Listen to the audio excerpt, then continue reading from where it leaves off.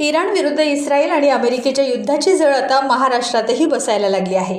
या युद्धामुळे महाराष्ट्रात आता गॅसचा तुटवडा जागोजागी जाणवू लागला आहे। सरकारने सर्वसामान्य लोकांचं नुकसान होऊ नये यासाठी घरगुती गॅस सिलेंडरला प्राधान्य देण्याच्या सूचना दिल्या आहेत। तरीही घरगुती गॅस सिलेंडरसाठी आपल्याला 25 दिवस वाट पाहावी लागणार आहे।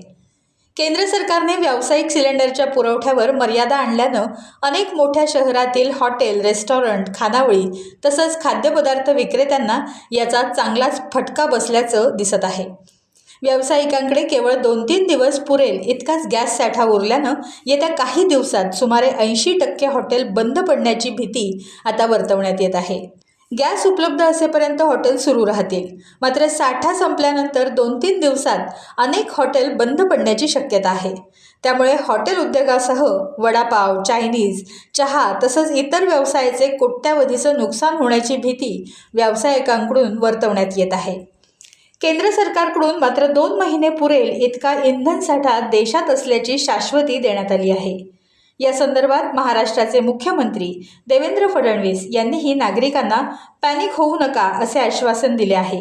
जर काही आपत्कालीन परिस्थिती उद्भवली तर केंद्रीय स्तरावरून योग्य ते निर्णय घेण्यात येतील असंही फडणवीस यांनी पत्रकारांशी बोलताना सांगितलं।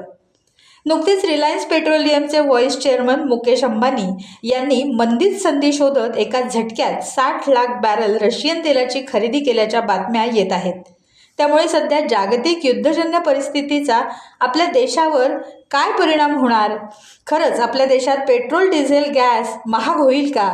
देशात असणारा इंधनाचा साठा नक्की आपल्या देशवासियांना किती दिवस पुरेल? आणि व्यावसायिक गॅसचा पुरवठा सुरळीत होईल का?